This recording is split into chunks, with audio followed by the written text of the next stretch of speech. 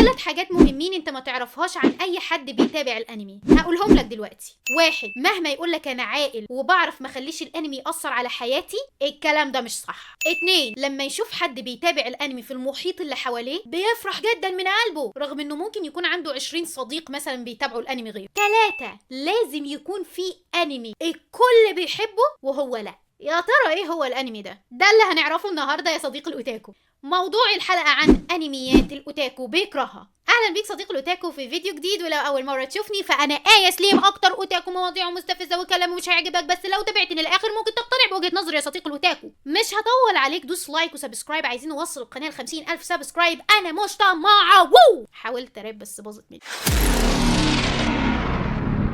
اولا يا صديقي الاوتاكو، عايزه اعرف منك انهي واحده من النقاط ال3 اللي انا قلتهم في بدايه الفيديو تنطبق عليك بالظبط، ولو ال3 بينطبقوا عليك قول لنا، ما تتكسفش، عادي جدا، اكتب لي في الكومنتات، هستنى اشوف كومنتات. ودلوقتي تعالى ندخل في موضوع الفيديو على طول. كتبت لك بوست على اليوتيوب سالتك فيه ايه هو الانمي اللي انت بتكرهه، حتى لو مشهور والناس كلها بتحبه عادي اكتب اسمه، وما شاء الله انتوا كتبتوا لي فوق ال 200 كومنت، وانا اخترت مجموعه كومنتات عشوائيه، في الاخر هنتوج كده واحد من الانميات دول ان هو اكتر انمي مكروه. انا عارفه ان الموضوع قاسي شويه، بس يعني معلش. يلا نشوف الكومنتات. وطبعا انا بختار دايما اول كومنت اقوله، عشان يعني انا بقدر جدا اول واحد بيكتب لي كومنت. اول حد كاتب لي كومنت رواند ما علينا، بتقول بكرهش انميات، بس انمي ما حبيته كتير كان ديس نوت، نستعد للبهدله من محبينه. يعني انا من الناس اللي معجبه بديس نوت شويه، بس عادي يا صديقتي الاوتاكو، يعني ممكن تكون ما عجبتكيش قصته، يعني لانه هو برضو انمي قاسي شويه.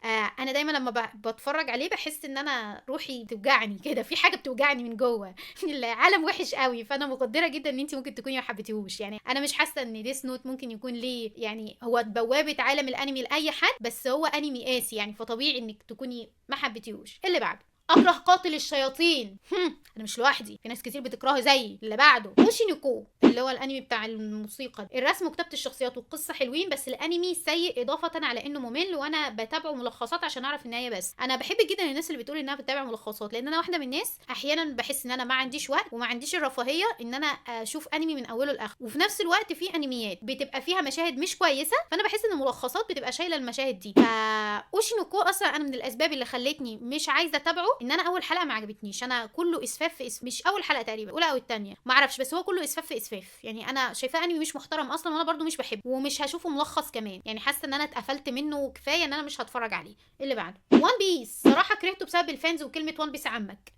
مش عارفه اقول لك ايه يعني، بس هو انا واحده من الناس اللي فعلا بحس ان ممكن الانميات تتكره بسبب الفانز. يعني انا واحده من الناس، من الاسباب اللي مخلياني واخده موقف من ديمون سلاير ان فعلا فانزاته مش كويسين. مش كلهم طبعا، في ناس محترمه، بس انا حرفيا انا بتبهدل على انستجرام. انا في فيديو على انستجرام في ديمون سلاير انا ممسوح بكرامتي الارض.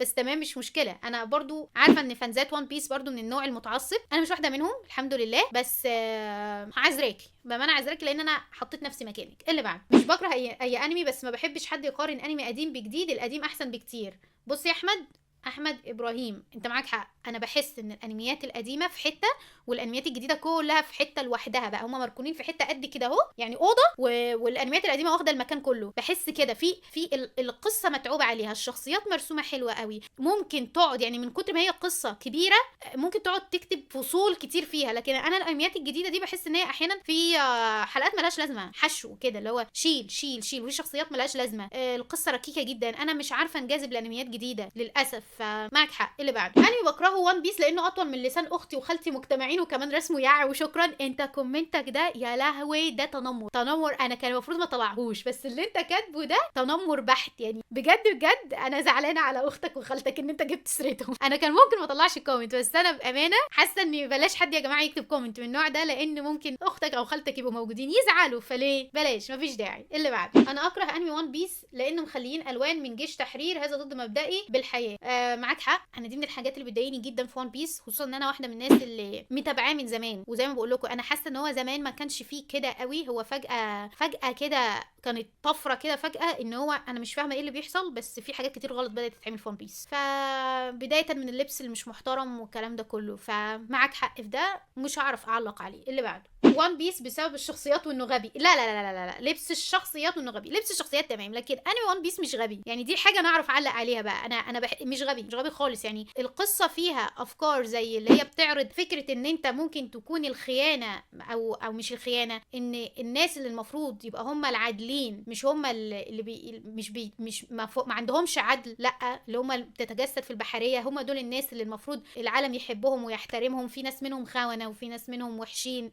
بحس ان هو بيجسد جزء من الحقيقه. والقراصنه برضو مش هقول لك عارضينهم كلهم ناس كويسه، لا، في ناس منهم وحشين زي تيتش. فبس مثلا لوفي وليه واصحابه وناس تانية من القراصنه ناس كويسه. فانا بحس ان هو بيعرض فكره ان مش دايما الكتاب باين من عنوانه. يعني مش عشان هم دول الناس الحكومه او دي الناس اللي هي مع الحق فهم ناس ممكن تبقى كويسه 100%. لا، في ناس منهم ممكن تكون مش كويسه. مش عشان الناس دي احنا قلنا عليهم ان هم وحشين ان هم بقى وحشين وخلاص نصدقهم. لا، في ناس منهم ممكن تكون كويسه. فدي فكره بالنسبه لي اساسيه في ون بيس، اللي هو ما تمشيش ورا كلام الناس على قد ما انت تشوف ده بنفسك. دور على الحقيقه بنفسك، لان الحقيقه ممكن توجعك، بس يعني مش دايما كل اللي انت بتشوفه هو بيبقى صح. يعني في كاتب انا بحبه جدا، مش بحبه بامانه، مش هينفع اقول بحبه لانه كاتب وحش. يعني لا، مش وحش اللي هو شخصيه وحشه، كتاباته كلها كئيبه. اسمه ادجار إيلان بو. الناس اللي عارفاه، الناس اللي بتحب الكتابه والقرايه، قال لك ايه؟ صدق نص اللي بتشوفه وما تصدقش حاجه من اللي بتسمعه. هو ادجار إيلان بو قال كده. تخيل انت في حاجه شايفها بيقول لك صدق نصها، ما تصدقهاش كلها، دور على الحقيقه. فانا بحس ان وان بيس هو دايما كده بيدور على الحقيقه. ده غير افكار العنصريه والحاجات اللي بتتعرض فيه بطريقه كويسه تفهمها لنا بطريقه مبسطه. في حاجات وحشه كتير في وان بيس، بس انا بالنسبه لي لا، ما بشوفش خالص وان بيس انمي غبي خالص. فانا عشان كده معلش وقفت هنا وشرحت. اللي بعد، بكره دورورو عشان دموي قوي. انا اصلا من الانميات اللي انا دايما بقول ما حدش يتفرج عليها دورورو، وكنت منزله فيديو عن الموضوع ده ان هو انمي بيأثر وحش جدا على النفسيه، وانا واحده من الناس اللي شفته اكتئاب. فمعاك حق، انا ما رشحش انمي دورورو ده ولا عارفه انطق اسمه اصلا، بلاقي نفسي دورورو كده.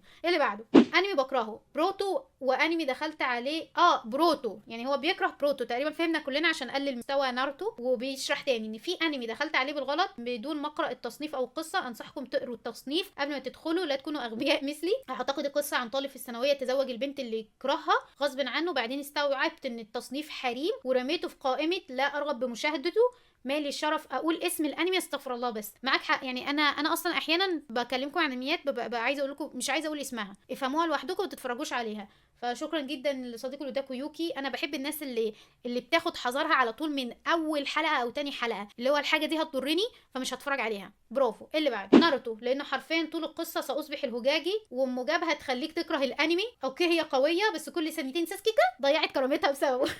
ماشي يا ماي، بس يعني انا بصراحه ناروتو من الانميات اللي بحبها. اديله فرصه تانية ارجوكي، شوفي ملخصات هيعجبك صدقيني. اللي بعد، انمي زواج السعيد. انا مش كتير بكرهه، لكن الفانز يطبلين ليه زياده، مع اني احس انه ممل وعادي، بس الفانز مستفزين. دي حاجه من الحاجات اللي بحس انها بتقلل من قيمه الانمي. الفانز ارجوكوا بقى بطلوا تطبيل للانميات. اللي بعده، وان بيس السبب التمطيط والرسم والتطبيل، واهم سبب كلمه وان بيس عمك. معلش والله، كلمه وان بيس عمك دي مزعله ناس كتير، فاعذروني والله، بس شوفوا ملخصات والله هيعجبك. اظن انا اتكلمت عن ون بيس كلام حلو اهو. ارجوكوا بقى اتفرجوا عليه ملخصات، تتفرجوش عليه، هو انمي طويل جدا، ما تتفرجوش عليه. اللي بعده، ايه الانمي اللي بتكرهه؟ بلو لوك. فكره انهم يريدون لاعب اناني تكرهني بابو الانمي. هو الانمي ما فيه الا بعض الشخصيات اللي كرهتها من قلب والله، مثل ساي ورين وشيدو، اكرههم كره شايفين نفسهم مره، وانا ما احب هذه الشخصيات. بحبك يا ايه، تحياتي من العراق، اهلا باهل العراق كلهم. مبدئيا انمي بلو لوك برضو من الانميات اللي انا بحس ان انت حلو تتفرج عليها. ليه؟ طول ما هو قاعد كده بيديلك مفاهيم عن نفس الانسان واللي بيفكر فيه. يعني انا احيانا بحس اللي هو بيقول حاجه جوايا انا مش عارفه اوصفها. يعني جمله اثرت فيا جدا، الحظ جزء من الاجتهاد. الكلمه دي حقيقيه، حقيقيه قوي يا صديقي الاوتاكو. يعني لما تقول لحد ده انسان محظوظ، ده هو اتولد كده، لا مفيش كده. انا بحس انك طول ما انت بتجتهد وبتحاول حظك هيجيلك لغايه عندك، انت بتجذب حظك ليك. فانا بحس ان انمي بلو لوك من الانميات اللي انت طول ما انت قاعد بتتفرج انت بتسمع جمله حاسسها، يمكن مش عارف تقولها او مش عارف توظفها، بس الجمله دي انت فهمتها قوي لانك انت فعلا حاسسها من جوه. فانا زي ما بقول الانمي اذواق، وطبيعي تكره بلو لوك او طبيعي تكره وان بيس، طبيعي تكره دورورو، بس رغم ان هي انميات حلوه، وناروتو برضو في نفس الموضوع.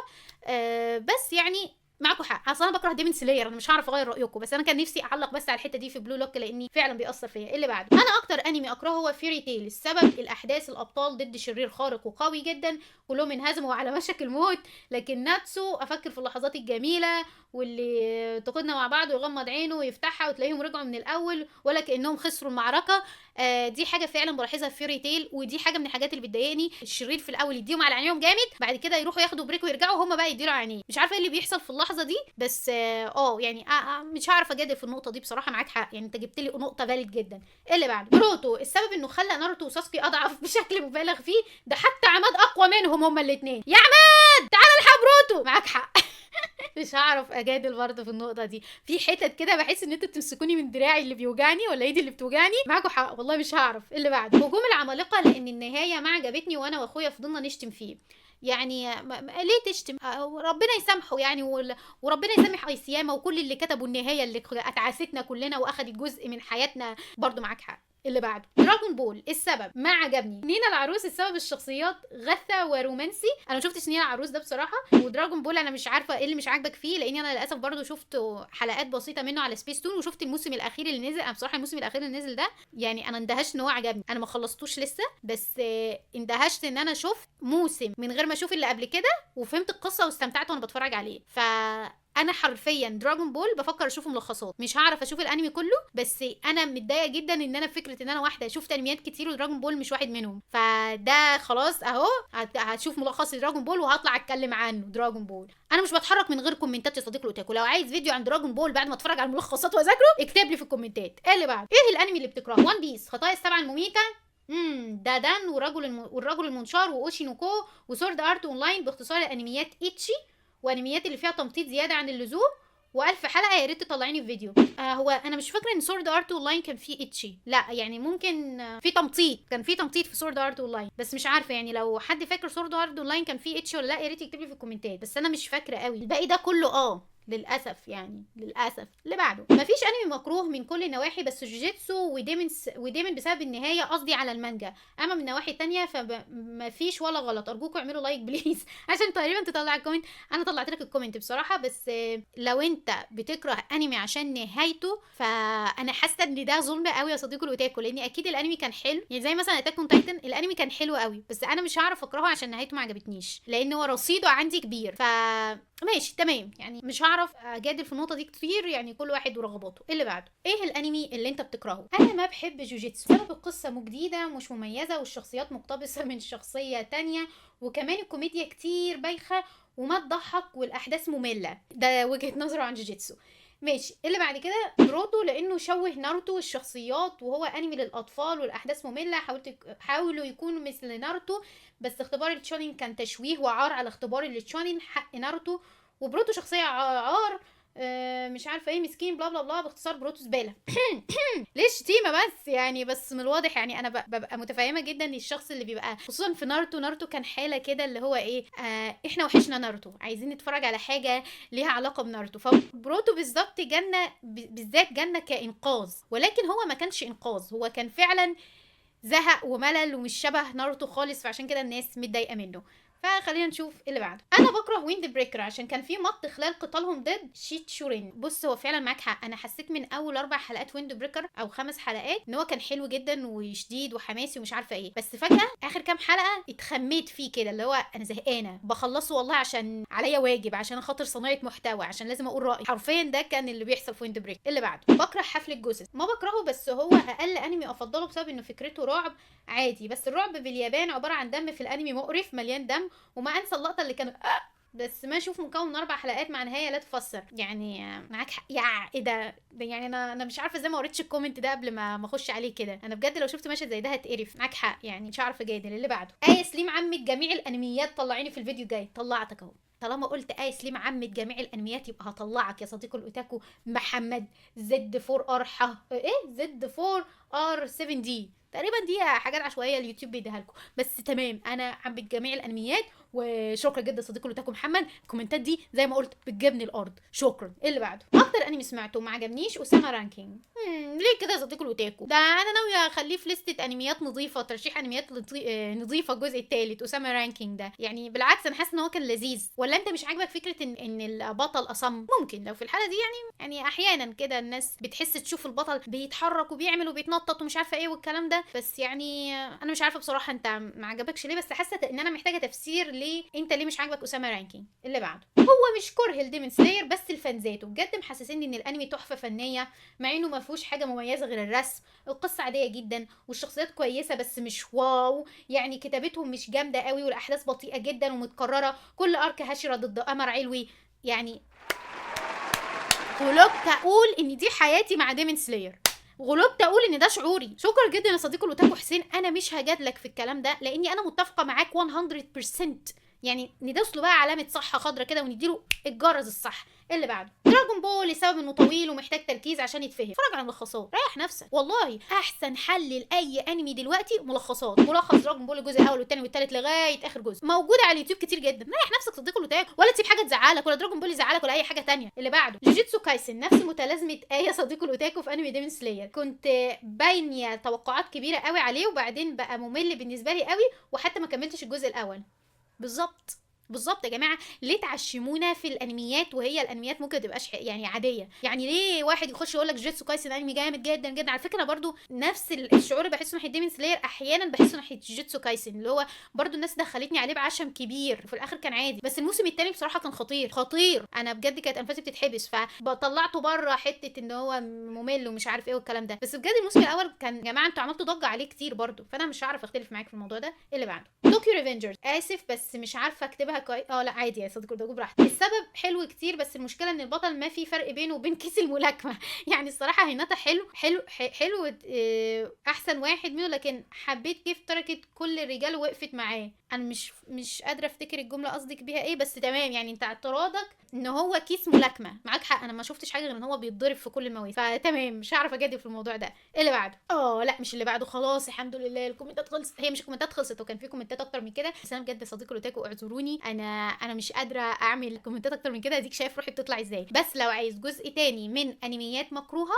منكم طبعا، يعني نفس الطريقه دي، اكتب لي في الكومنتات وانا هعمل لكم جزء تاني باذن الله. وبرده اللي حابب يشاركنا ايه هي الانميات اللي حاسس ان هو كارهها وعايز يكتب لي اسمها في الكومنتات، يا ريت تكتب. وايه اكتر كومنت من الكومنتات اللي ظهرت حاسس ان انت معاك حق، انت مصدقها قوي. يعني في ناس قالت جوجيتسو كايسن كان ممل وما يستاهلش ضجه، في ناس قالت على ديمون سلاير قصته عاديه، في ناس قالت على وان بيس ان هو فيه تمطيط وتطويل. يعني حابه اعرف وجهه نظركم. حاجه اخيره، الناس اللي عارفه البوست ده انا ممكن اسيب لكم البوست ده اللينك بتاعه في الديسكريبشن. في انمي اسمه اتكتب كتير جدا ان الناس بتكرهه عشان مليان مشاهد غير لائقه وان هو انمي مش محترم. انا حتى مش هقول اسمه، انا هسيب لكم البوست وانتوا شوفوه خدوا حذركم منه. بس كلنا عرفنا خلاص ان الانمي ده مش محترم. انا قلت لكم في بدايه الفيديو ان احنا هنتوج انمي بعينه ان هو انمي مش محترم. انا اخترت الانمي ده، مش هقول اسمه حقيقي، مش هقول اسمه. فادخلوا على البوست هتلاقوا فعلا ان اسمه اتكتب كتير قوي. انا ما طلعتوش لاني مش عايزه اتكلم عنه خالص، انا ما شفتوش، بس من كلامكم ان هو مش كويس، مليان مشاهد غير لائقه وغير مبرره وانمي مش محترم من الاخر. احنا هنتوج الانمي ده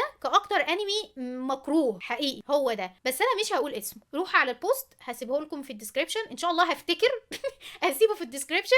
لو نسيت يعني الناس تكتب لي في الكومنتات يا ايه انت نسيتي البوست، هعمل تعديل على طول واحطه لكم. وبس احب اقول فعلا للناس اللي يعني صديق الاوتاكو اللي لسه ما اتفرجش على الانمي ده، بليز ما تتفرجش عليه.